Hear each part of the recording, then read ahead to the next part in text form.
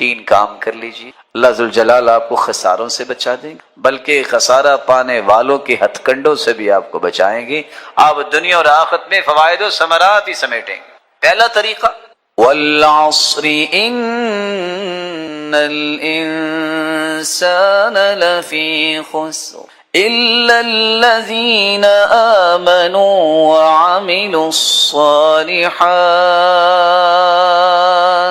وتواصوا بالحق وتواصوا بالصبر۔ پوری انسانیت خسارے میں ہے، لیکن خسارے سے بچنے والے وہ لوگ ہیں جو ایمان لانے کے بعد 2 کام کرتے ہیں، عمل صالح کرتے ہیں، نیکیاں کرتے ہیں، اور جب بھی انہیں موقع ملتا ہے وہ حق بات پیش کرتے ہیں۔ وہ لوگوں کو بھی صبر کی تلقین کرتے ہیں، خود بھی برداشت کرتے ہیں، ٹالریٹ کرتے ہیں معاشرے کی بہت ساری ایسی چیزیں، لیکن اسی صبر اور برداشت کا سبق بھی دیا کرتے۔ جب تک آپ کے اندر اور میرے اندر ایمان مضبوط نہیں ہے اور عمل صالح کی محبت نہیں ہے، تڑپ اور ذوق نہیں ہے، اور دعوت دینے کا شوق نہیں ہے، کسی طریقے سے میرے 2 کلمات سے کسی کی آخرت بہتر ہو جائے، کسی طریقے سے کوئی بیچارہ بدامن ہے، قلق اور اضطراب میں ہے، اس کو نیند نہیں آتی، شاید میرے چند کلمات سے اس کے دل میں سکون پیدا ہو جائے،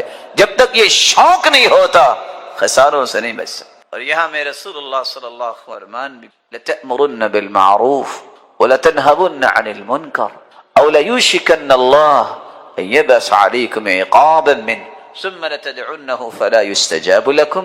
اور نیکی کا حکم کیا کرو، برائی سے منع ضرور کیا کرو۔ اگر تم نے یہ دونوں کام چھوڑ دیے پھر اللہ کا عذاب تم پہ آئے گا، پھر تم دعائیں بھی کرو گے، تمہاری دعاؤں کو اللہ قبول نہیں۔ تو خساروں سے بچنے کا پہلا کام یہ ہے، اصول لوگوں کو نیکی کی دعوت دینا، برائی سے روکنا اور برداشت کرنا اس نیکی کے کام کرتے کرتے تکلیفوں کو۔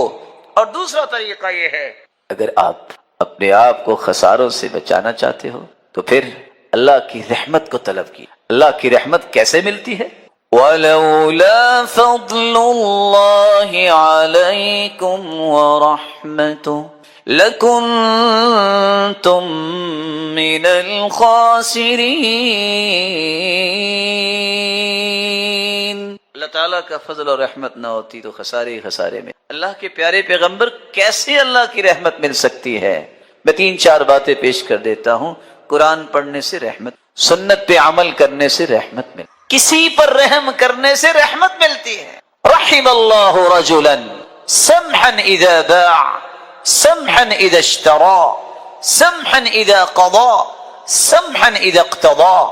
رحمت کا مستحق وہ بھی بنتا ہے چیز بیچتے وقت بھی نرمی سے بیچتا ہے، خریدتے وقت بھی نرمی سے خریدتا ہے، تقاضا کرتے وقت بھی نرمی سے تقاضا کرتا ہے، فیصلہ دیتے وقت بھی نرمی سے فیصلہ دیتا ہے۔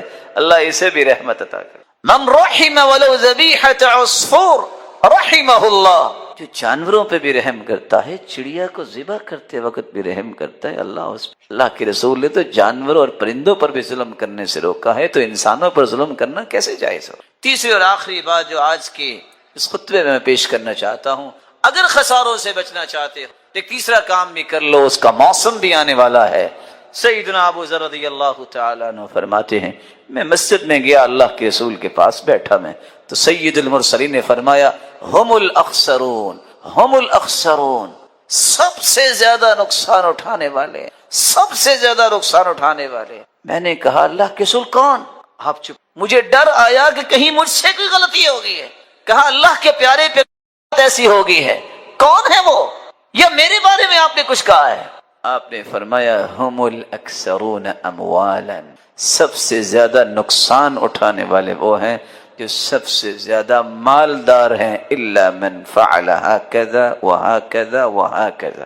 ہاں اس خسارے سے نکلنا چاہتے ہیں تو وہ دائیں بھی خرچ کریں، بائیں بھی خرچ کریں، سامنے بھی خرچ کریں، تو اللہ ان کو خساروں سے نکال دے۔ رسول اکرم صلی اللہ علیہ وسلم فرمان بتاتا ہے کہ اگر خساروں سے نکلنا ہے تو صدقے جیسی کوئی نعمت نہیں۔ یہ خسارہ کیا انسان کو فتنوں سے بھی صدقہ دور کرتا ہے، جسمانی بیماریاں بھی ختم کرتا ہے، روحانی بیماریاں بھی ختم کرتا ہے، معاشرتی بیماریاں بھی ختم کرتا ہے، گناہوں کو بھی معاف کرتا ہے۔ اس طرح گناہ مٹ جاتے ہیں۔ الصدقۃ تطفئ الخطیئہ کما یطفئ الماء النار، آگ پہ پانی ڈالے آگ نظر نہیں آتی، صدقہ کر لے انسان کے گناہ نظر ہی نہیں آتے، ختم ہو جاتے ہیں۔ اور صرف دنیا نہیں، قبر میں چلا جائے گا۔ ان الصدقہ لتطفئ عن اہلها حر القبور، گرمی کو ٹھنڈک میں تبدیل کیا جاتا ہے تو صدقے، یہ قبر سے نکلے گا بھی تو یہ سائبان صدقہ بن جائے گا۔ ظل المؤمن یوم القیامت صدقۃ، کیسا دن ہوگا، کیسی اس دن سورج کی روشنی ہوگی، کس طرح لوگ پسینے میں ہوں گے، لیکن یہ اپنے صدقے کے سائبان امبریلا اور چھتری کے نیچے جا رہا ہے۔ اور جانا کہاں ہے؟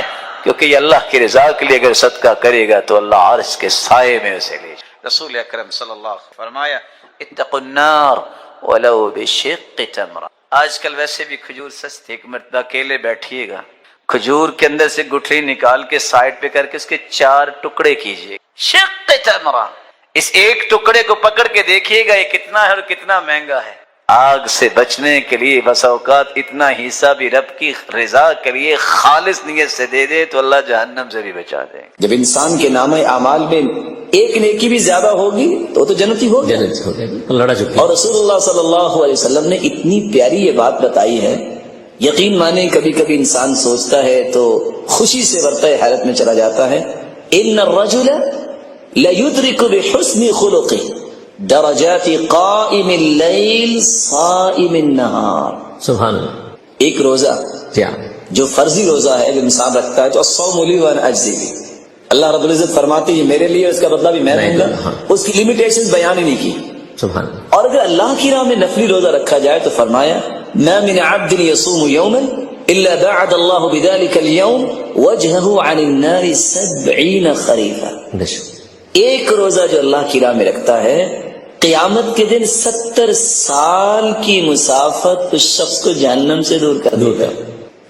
اور تہجد کے بارے میں رسول اللہ صلی اللہ علیہ وسلم کا فرمان معظم ہے علیکم بقیام اللیل، قیام اللیل کو لازم پکڑو، فهو قربۃ للصالحین، یہ صالحین کا رویہ ہے، اور مکفر للسیئات، اس سے گناہ معاف ہوتے ہیں، ومنہات للآثام، انسان گناہوں سے بچتا ہے، ومطردۃ للداء عن الجسد، اور انسان کی جسمانی بیماریاں بھی دور ہوتی ہیں۔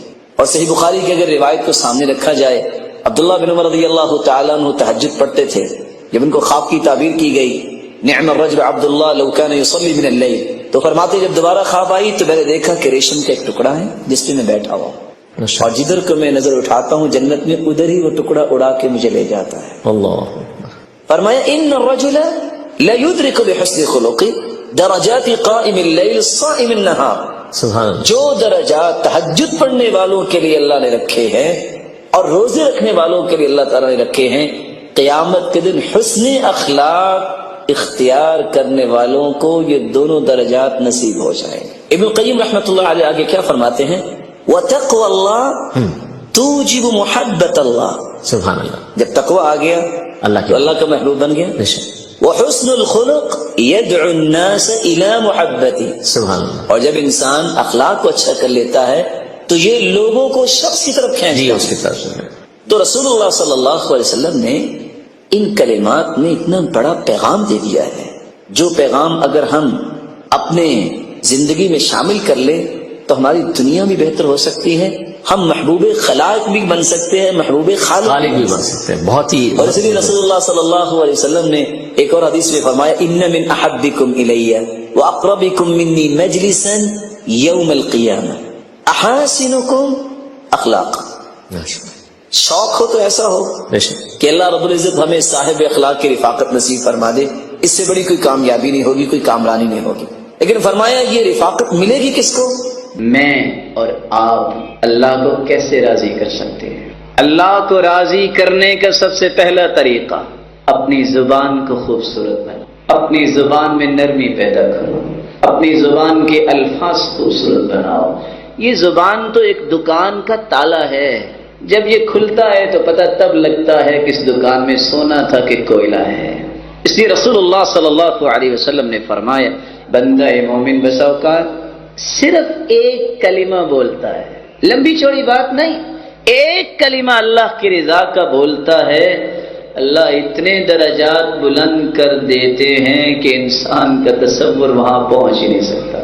زبان اچھی بناؤ، زبان نرم بناؤ، زبان میٹھی بناؤ، جس کی زبان میں نرمی آ جائے اللہ دلوں میں، لوگوں کے دلوں میں اس کی محبت خود ڈال دیتے ہیں۔ اللہ کے رسول نے فرمایا جنت میں اللہ کرسٹل کے گھر بنائیں گے، گھر میں بیٹھا ہے پورے جنت کو گھر میں بیٹھے دیکھ رہا ہے۔ اللہ کے پیارے پیغمبر یہ تو بتائیے یہ کس کے لیے ہے؟ آپ نے 4 نشانیاں بیان کی، جو زبان میں نرمی پیدا کر لے، جو لوگوں کو سلام کہے، جو لوگوں کو اللہ کی رضا کے لیے کھانا کھلائے، اور لوگ سوئے ہوئے ہوں اور یہ تہجد پڑھنے والا ہو، یہ گھر اللہ نے ان کے لیے تیار کیے۔ دوسرا طریقہ جس سے آپ اور میں اللہ کو راضی کر سکتے ہیں، پانی اللہ کی نعمت، کھانا اللہ کی نعمت، جب بھی پانی پیو، جب بھی کھانا کھاؤ تو الحمدللہ کہو۔ رسول اکرم صلی اللہ علیہ وسلم کا فرمان ہے جب بندہ مومن پانی پیتا ہے یا کھانا کھاتا ہے الحمدللہ کہتا ہے، اللہ اس سے راضی ہو جاتے ہیں۔ اور میں تو حیران ہوں ان احادیث کو پڑھ کے، آپ بھی حیران ہوں گے جب حدیث کی کتاب کھولتے ہیں چند حدیثیں ایسی سامنے آتی ہیں تو ورطہ حیرت میں چلے جاتی، اتنی اللہ کی رحمت وسیع، اور بندے کا خیال ہی کو نہیں کو بدبختی رحمت سے مایوس ہوگا اور محروم ہوگا۔ تیسرا طریقہ جس سے آپ اللہ کو راضی کر سکتے ہیں، فاصبر علی ما یقولون وسبح بحمد ربك قبل طلوع الشمس وقبل غروبها ومن آناء الليل فسبح وأطراف النهار لعلك ترضى۔ صبح و شام ذکر کرنے والا، اللہ کی حمد بیان کرنے والا اللہ کو راضی کر سکتا ہے۔ اللہ کو راضی کرنا ہے اٹھتے بیٹھتے، چلتے پھرتے، جب بھی فارغ ہو یہ کلمات اپنی زبان پہ لے آؤ، اللہ اکبر، لا الہ الا اللہ، استغفر اللہ، لا حول ولا قوة الا باللہ، حسبی اللہ ونعم الوکیل، نعم المولا ونعم النصیر، یا حی یا قیوم برحمتک استغیث، اللہ اللہ ربی لا اشرک بک شیئا۔ چوتھا طریقہ جس سے آپ اللہ کو راضی کر سکتے ہیں، اللہ نے جو کچھ دیا شکر کرو، نہ شکری نہ کرو، واویلا نہ کرو، کہو یہ کیوں نہیں ملا، یہ مجھے ملنا چاہیے، میں اتنا بڑا ہو گیا، مجھے نوکری نہیں مل رہی، میں کیا کروں، میرا بینک بیلنس نہیں بن رہا، اولاد کوئی نہیں ہے۔ سوچو جو کچھ اللہ نے دیا ہے اسی کے ہی تم قابل تھے، اور اسی میں ہی تمہاری عظمت ہے، اسی میں ہی تمہارے لیے خیر ہے، اسی میں تمہارے لیے برکت ہے، اور سب سے بڑی بات اسی میں ہی تیرے رب کی رضا ہے۔ اپنی رائے، اپنی خواہش کا پابند رب کو نہ بنایا کرو، رب کے فیصلوں کے پابند بنا کرو۔ میں کون ہوں جو اپنی رائے کا اپنے رب کو پابند کروں کہ اللہ یوں کرو؟ کیسے ہو سکتا ہے؟ مجھے ماننا ہے کہ میرے رب نے مجھے کیا حکم دیا ہے۔ اس لیے قرآن مجید میں اللہ فرماتے ہیں وَإِن تَشْكُرُوا يَرْضَهُ لَكُمْ، شکر کرو گے تو تمہارا رب تجھ پہ راضی ہو جائے گا، جب راضی ہوگا تو اور تمہیں عطا کریں گے، اور اگر تم نے ناشکری کی تو پہلی بھی نعمتوں کو اللہ چھین لیتے ہیں۔ پانچواں طریقہ جس سے انسان اللہ کی رضا حاصل کر سکتا ہے، کوئی دکھ آئے، کوئی مصیبت آئے، کوئی غم آئے، کوئی تکلیف آئے تو کہے میرے رب کا فیصلہ ہے، کوئی پریشانی لاحق ہو، اضطراب ہے، قلق ہے، اس رب نے دور کرنی ہے۔ رسول اللہ صلی اللہ علیہ وسلم نے فرمایا اللہ جس قوم کو پسند کرتے ہیں پھر اس کی آزمائش بھی کرتے ہیں۔ جو اللہ کے فیصلوں پہ راضی ہو جائے اللہ اس پہ راضی، جو ناراضگی کا اظہار کرتا ہے تو اللہ اس کو ناراضگی ہی دیتے ہیں، کبھی وہ رضامندی حاصل نہیں کر سکتا۔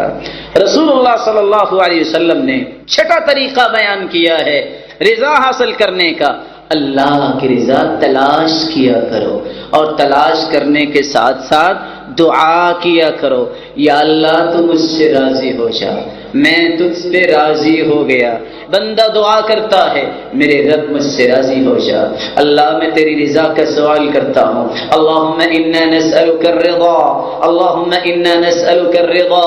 اللہ فرماتے ہیں جب وہ مانگتا رہتا ہے، جب میں راضی ہوتا ہوں میں جبریل کو کہتا ہوں گواہ رہنا میں اس بندے سے راضی ہو گیا۔ پھر جو عرش کو اٹھانے والے 8 فرشتے ہیں اللہ ان کو فرماتے ہیں وہ بھی راضی ہو جاتے ہیں، جو ان کے ارد گرد ہے وہ بھی فرشتے راضی ہو جاتے ہیں، آسمان کے فرشتے بھی راضی ہو جاتے ہیں۔ پھر اللہ کا حکم ہوتا ہے جاؤ آسمان دنیا پہ اعلان کر دو یہ میرا بندہ ہے، میں اس سے راضی ہوں، تم ساری دنیا میں اس سے راضی ہو جاؤ۔ رسول اللہ صلی اللہ علیہ وسلم نے 7واں طریقہ بیان کیا، مسواک۔ یہ منہ کی صفائی کا باعث تو ہے ہی ہے، اس سے اللہ کی رضا بھی ملتی ہے۔ میں منع نہیں کرتا کہ برش نہ کرو، کر لیا کرو، لیکن رب کی رضا مسواک میں ہے۔ آپ سوچ سکتے ہیں اللہ کے رسول گھر میں داخل ہوتے مسواک کرتے، آپ باہر نکلتے مسواک کرتے، رات کو اٹھتے پہلا کام مسواک کرتے، اللہ کے رسول سونے لگتے تو سیدہ عائشہ مسواک تیار کر کے تکیے کے پاس رکھ لیا کرتی، آپ 2 رکعتیں پڑھتے مسواک کرتے، پھر 2 رکعتیں قیام اللیل کی پڑھتے مسواک کرتے۔ اتنی مسواک امرت بالسواک حتی خشیت ان ادرد، میں اتنی مسواک کا حکم دیا گیا مجھے خطرہ لاحق ہوا کہ میرے دانت نہ گر جائے۔ آخری لمحات میں تھے تو سیدہ عائشہ کے بھائی مسواک کرتے آئے، آپ نے دیکھا سیدہ عائشہ فقیہہ، ایسی زیرت۔ آپ صلی اللہ علیہ وآلہ وسلم کے صحابی ابو بکر ممبر پر چڑھے اور رونے لگ گئے، اور پھر کہتے ہیں میں نے اللہ کے رسول کو دیکھا وہ بھی ممبر پر چڑھے اور رونے لگ گئے، اور فرمایا اسأل اللہ العفو والعافیہ، لوگوں اللہ سے عافیت کا سوال کیا کرو، فإن أحدا لم يعط بعد اليقین خیرا من العافیہ، ایمان اور یقین کے بعد عافیت سے بڑھ کے کوئی نعمت نہیں ہے۔ رسول اکرم صلی اللہ علیہ وسلم نے اس لیے فرمایا من اصبح منکم آمنا فی سربہ معافى فی جسدہ عنده قوت یومہ فکأنما حیزت له الدنیا بحذافیرها، جس شخص نے صبح کی اس حالت میں کہ اپنے گھر میں وہ امن سے ہے اور اس کے جسم میں اللہ نے عافیت رکھی ہے، کوئی بیماری نہیں، اور صرف 1 دن کا کھانا اس کے پاس ہے، امن ہے، عافیت ہے، 1 دن کا کھانا ہے، اس انسان کے دامن میں تو اللہ نے پوری دنیا کی نعمتوں کو جمع کر دی۔ رسول اکرم صلی اللہ علیہ وآلہ وسلم نے دیکھیں کتنی اچھی بات کہہ دی، جب کوئی مسلمان ہوتا تو سب سے پہلی دعا یہ سکھائی جاتی کہ عافیت اللہ سے مانگو۔ اسلام کے بعد اللہ کے رسول یہ دعا سکھاتے، کہو اللہم اغفر لی، اے اللہ میرے گناہوں کو معاف کر دے، وارحمنی، مجھ پہ اپنی رحمت کی برکھا برسا دے، واہدنی، اور مجھے ہدایت دے دے اور ہدایت پہ ثابت قدمی عطا فرما، وعافنی، اللہ میں مسلمان ہو گیا ہوں مجھے عافیت سے نواز دے، وارزقنی، اللہ میں نے دین کو قبول کر لیا ہے، اب سارے رشتہ دار چھوڑے ہیں، مجھے بھوکا نہ مارنا، مجھے رزق بھی عطا کر۔ تو اسلام قبول کرنے کے بعد جو بنیادی دعائیں سکھائیں ان میں عافیت کی دعا پہلے دن ہی سکھا دیتے، اس لیے ہر مسلمان کو عافیت مانگنی چاہیے۔ اللہ کے رسول صلی اللہ علیہ وآلہ وسلم نے اس لیے فرمایا عافیت کی دعا تمام دعاؤں سے افضل ہے، ما من دعوت يدعو بها العبد افضل من اللهم انی اسألک المعافات فی الدنیا والآخرہ، لوگ جتنے بھی دعائیں کرنے والے ہیں اس سے افضل کوئی دعا نہیں۔ کس سے افضل؟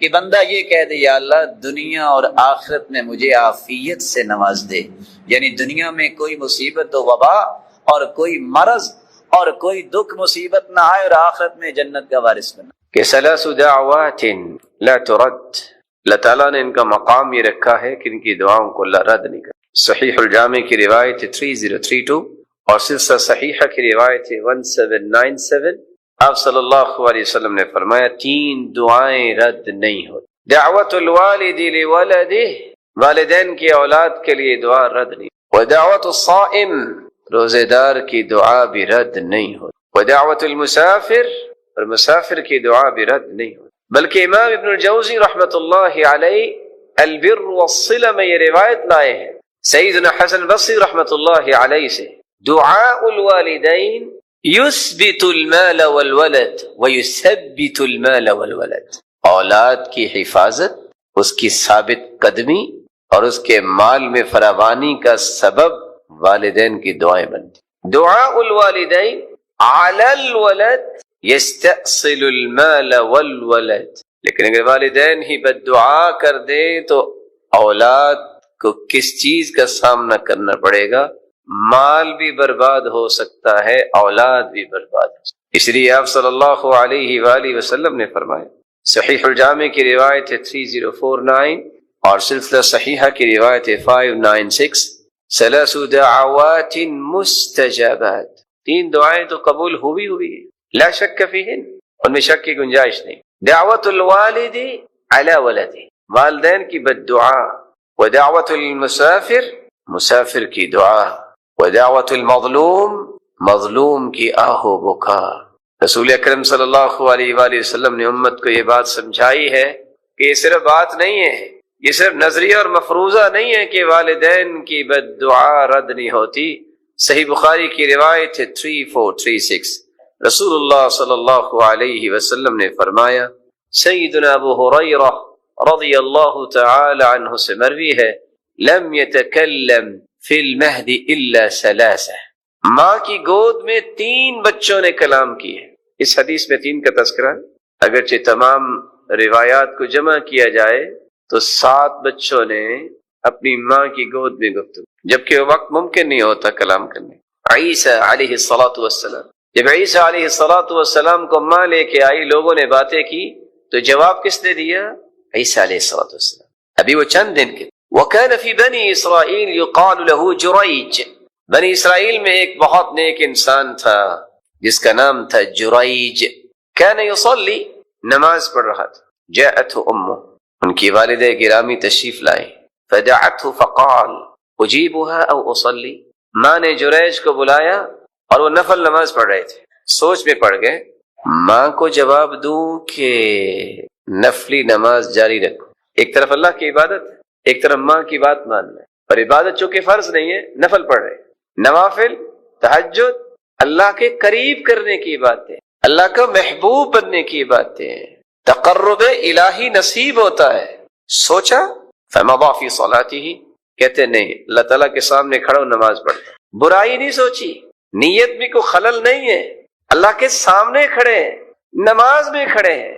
ماں کی بات کا جواب نہیں دیا. ماں نے بد دعا دی، اللہم لا تمته حتى تریہ وجوہ المومسات، اے اللہ اس کو موت نہ دینا جب تک فاحش عورت کو نہ دے، غلط اور بازاری عورتوں کا سامنا نہ ہو. وكان جريج في صومعته، ایک کٹیا بنا کے عبادت میں مشغول رہنے والا یہ نیک اور صالح انسان. فتعرضت له امرأة وكلمته فأبى، ایک عورت بازاری آئی، اس نے برائی کا تقاضا کیا، اس اللہ کے ولی نے انکار کیا کہ یہ نہیں ہو سکتا. فأتت راعيا، اس عورت میں شیطان تو سوار تھا، وہ ایک چرواہے کے پاس آئی. فأمكنته من نفسها فولدت غلاما، اور اس چرواہے کے ساتھ اس نے برائی کی جس کے نتیجے میں بچہ پیدا ہوا. لوگوں نے پوچھا یہ کس کا بیٹا ہے؟ قالت من جریج، یہ جریج کا بیٹا. یہ وہ انتقام تھا جو اس کی برائی پہ اس اللہ کے نیک بندے نے لبیک نہیں کہا. جرم کس کا؟ عیب کس پہ لگ گیا. فاتوه فكسروا صومعته وانزلوه وسبوه، لوگ آئے انہوں نے کٹیا بھی توڑی، اس کو بھی باہر نکالا، گالی گلوچ بھی کی. فتوضا، آزمائشیں تو نیک لوگوں پہ بھی آ جاتی ہیں لیکن اللہ ذوالجلال اپنے پیاروں کو گرنے نہیں دی. اس کے وعدے، ان اللہ لا یضیع اجر من احسن عملا، جس کا اچھا عمل ہوتا ہے اللہ ذوالجلال اسے ضائع نہیں کرتا. جریج نے وضو کیا، وصلى، نماز پڑھی.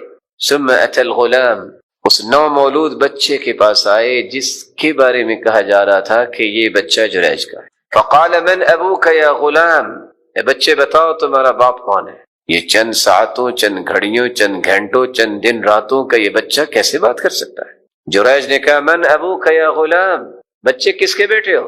قال الراعی، میں چرواہے کا بیٹا ہوں، ماں کی گود میں بولا۔ قالوا نبنی صومعتک من ذهب، جب اس بچے نے کلام کی تو سب پریشان کہ ہم نے تو اس کو گالی بھی دی، ہم نے اس کی کٹیا بھی توڑ دی، اور ہم نے اس کو ذلیل بھی کرنا چاہا۔ سب لوگ جہاں شرمندہ ہوئے وہاں کہنے لگے کہ آپ کا یہ جو مکان ہے سونے کا بنا دیں۔ قال لا الا من طین، یہ پہلے بھی مٹی کا تھا، اب بھی یہ مٹی کا ہی بنے۔ وكانت امرأة ترضع ابنا لها، ایک عورت اپنے بچے کو فیڈ کروا رہی تھی، دودھ پلا رہی تھی، من بنی اسرائیل، بنی اسرائیل کے۔ فمر بها رجل راكب ذو شارة، ایک گھڑ سوار گزرا، کڑیل جوان، چاقو چبند، تو ماں نے دیکھتے ہی کہا اللہم اجعل ابنی مثلہ، یا اللہ میرے بیٹے کو بھی ایسا بنا دے۔ فترک ثدیہا، تو اس بچے نے دودھ پیتے پیتے دودھ پینا چھوڑا، واقبل علی الراکب، اور جلدی سے گھڑ سوار کو دیکھا اور کیا کہتا ہے؟ اللہم لا تجعلنی مثلہ، دودھ پینے والا بچہ بول رہا ہے یا اللہ مجھے ایسا نہ بنانا، یا سبحان اللہ۔ ثم اقبل علی ثدیہا یمصہ، پھر دوبارہ اس نے دودھ پینا شروع کیا۔ قال ابو ہریرہ، سیدنا ابو ہریرہ رضی اللہ تعالی عنہ فرماتے ہیں کہ انی انظر الی النبی صلی اللہ علیہ وسلم یمص اصبع، آپ صلی اللہ علیہ وسلم نے سمجھانے کے لیے انگلی کا اشارہ کیا کہ دوبارہ اس نے اس طرح دودھ پینا شروع۔ ثم مر بأمہ فقالت، یہ بات تو ختم ہوئی تو ایک لونڈی گزری، تو ماں نے کہا اللہم لا تجعل ابنی مثل هذه، اے اللہ اس لونڈی کی طرح میرے بچے کو نہ بنا۔ فترک ثدیہا، اس نے دوبارہ دودھ پینا چھوڑا۔ فقال، اور بول کے کہتے اللہم اجعلنی مثلہ، یا اللہ مجھے ایسا ہی بنا دے، یا سبحان اللہ۔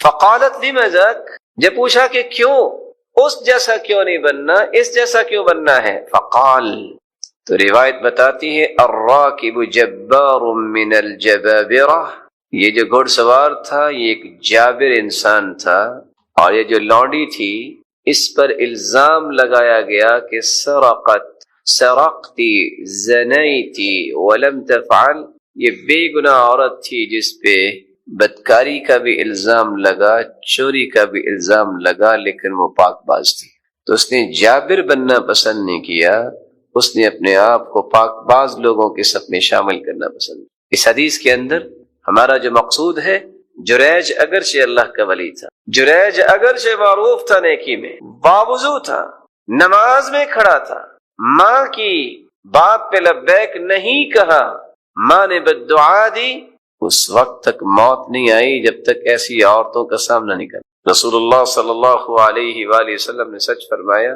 والدین کی بددعا رد نہیں ہوتی۔ آپ حیران ہوں گے، آپ نے نام تو سنا ہوگا امام زمخشری کا، سنا ہوا ہے؟ الکشاف، تفسیر الکشاف جس کی کتاب ہے، امام زمخشری کی ٹانگ کٹ گئی تھی۔ کسی نے پوچھا کہ آپ تو اتنے بڑے امام ہیں، آپ کی ٹانگ کیسے کٹ گئی؟ امام ابن الجوزی رحمۃ اللہ علیہ سے کسی نے آ کے کہا نا کہ فلاں شخص کے اوپر گھر گر گیا ہے تو نہ جانے وہ بچائے کہ نہیں بچا، کہتے ہیں نہیں وہ ضرور بچائے گا اللہ سے۔ کہا گھر گر گیا ہے؟ کہا نہیں، اللہ کے وعدے ہیں، یہ لوگوں کے ساتھ بڑی نیکیاں کرتا ہے، اللہ اسے ضرور بچائے گا۔ جب وہ سب کچھ پیچھے ہٹایا تو وہ زندہ تھا۔ امام زمخشری سے پوچھا گیا آپ کی ٹانگ کیسے کٹی؟ انہوں نے جواب دیا دعاء الوالدہ، یہ میری ماں کی بد دعا تھی۔ کیا بد دعا تھی؟ کنت فی الصغر اصطدت عصفورا، میں نے بچپن میں ایک چڑیا پکڑی، شکار کیا، وربطته بخیط فی رجلی، اس کی ٹانگ میں ایک دھاگا باندھ دیا۔ آج بھی بچے ایسے ہی کرتے۔ فطار، وہ چڑیا، وہ پرندہ جب اڑا میں اس کے پیچھے، ودخل فی حرف، اور اس نے ایک بل میں داخل ہونا چاہا، فجذبته، میں نے اسے کھینچا، فانقطعت رجلہ، اس کی ایک ٹانگ ٹوٹ۔ فتألمت امی، میری ماں کو بہت تکلیف ہوئی کہ ایک چڑیا کی ٹانگ توڑ دی۔ وقالت، ماں نے بددعا دی، قطع اللہ رجلک کما قطعت رجلہ، تیری بھی اللہ اسی طرح ٹانگ کاٹے جس طرح تو نے اس پرندے کی ٹانگ کو۔ فلما کبرت، جب میں بڑا ہوا، ورحلنا الى بخارا، اور میں نے بخارا کی طرف سفر کیا، سقطت عن الدابہ، تو میں سواری سے گر گیا، وانکسرت رجلی، اور میری ٹانگ ٹوٹ گئی، وعملت عملا اوجب قطعها، بہت علاج کروایا لیکن نتیجہ کیا نکلا؟ کہ یہ ٹانگ کٹوانی ہی پڑے گی اور آخر کٹ۔ والدین کی دعائیں بھی قبول ہوتی ہیں، بد دعائیں بھی قبول ہوتی ہیں، اس لیے کہ اللہ ذو الجلال نے بھی ان کی قسم اٹھائی ہے۔ لا اقسم بهذا البلد وانت حل بهذا البلد ووالد وما ولد لقد خلقنا الانسان في كبد۔ جہاں اللہ ذوالجلال نے مکے کی قسم اٹھائی ہے، جہاں اللہ ذوالجلال نے اپنے محبوب کے مکہ میں داخل ہونے کی قسم اٹھائی ہے، وہاں باپ کی تذکرہ بھی آیا ہے، وہ والد وما ولد۔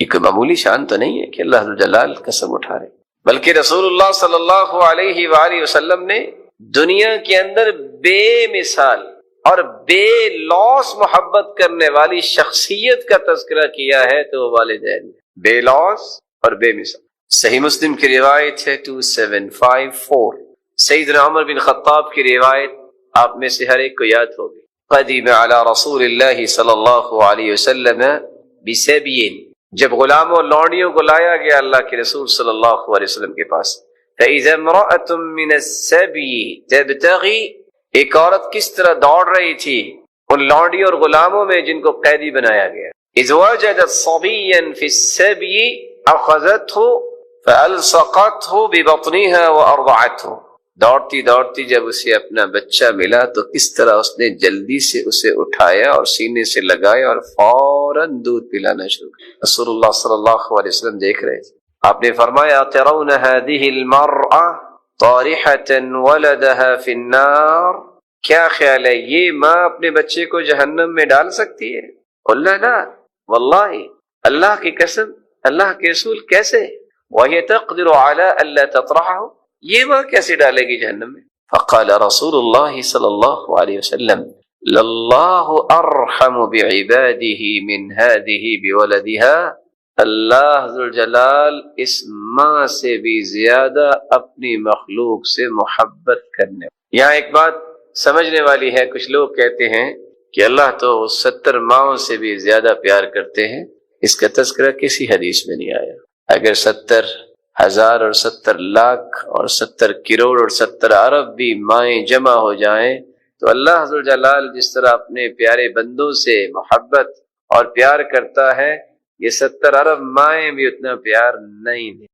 اللہ لا الہ الا هو الحی القیوم، میری زبان سے نکلنے والا لفظ عبادت بن سکتا ہے جب میں اللہ کی رضا کے لیے بولوں گا۔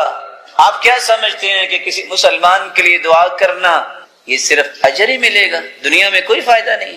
حدیث میں آتا ہے جو کسی مسلمان بہن اور بھائی کے لیے دعا کرتا ہے، بس لفظ بولتا ہے 3، اللہم اغفر للمؤمنین والمؤمنات، اور سیکنڈ لگتے ہیں 4۔